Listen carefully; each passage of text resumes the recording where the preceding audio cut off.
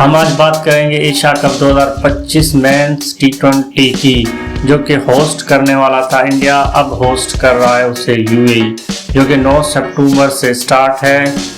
9 सितंबर से लेकर 28 सितंबर तक। 28 सितंबर का इसका फाइनल खेला जाएगा दुबई में। इस एशिया कप 2025 में इस बार 8 टीमें पार्टिसिपेट कर रही हैं। इनको 2 ग्रुप में डिवाइड किया गया है। Group A India, Pakistan, Oman, UAE और ग्रुप बी में बांग्लादेश, अफगानिस्तान, श्रीलंका, हांगकांग को रखा गया है। इन ग्रुप में 2 टॉप की टीमें ग्रुप स्टेज 4 में जाएंगी। वहां से 2 टॉप टीमें फाइनल खेलेंगी 28 सितंबर को। इंडिया और पाकिस्तान का मैच 14 सितंबर को शेड्यूल है, जो कि संडे वाला दिन है। पाकिस्तान और इंडिया का एक और भी मैच हो सकता है ग्रुप 4 स्टेज में। ये मैच बहुत ही अहम मैच है। पाकिस्तान और एशिया कप इंडिया और पाकिस्तान के सिवा हो ही नहीं सकता।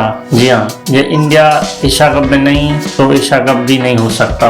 अगर पाकिस्तान नहीं तो एशिया कप फिर भी नहीं हो सकता, क्योंकि ये 2 अहम टीमें हैं जिनका होना ज़रूरी है। एशिया कप में जान डालती है 2 टीमें हैं, इसीलिए इन दोनों का एशिया कप में होना ज़रूरी है। ये 17वां एडिशन है एशिया कप का।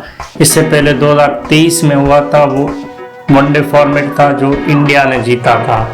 ये 17वां एडिशन खेला जा रहा है दुबई में, यूएई में, जो कि टी20 फॉर्मेट्स में है। एशिया कप की बहुत सारी क्यारियां हो रही हैं कि इंडिया खेलेगा कि नहीं खेलेगा, लेकिन मुझे लगता है इंडिया भी एशिया कप ज़रूर खेलेगा।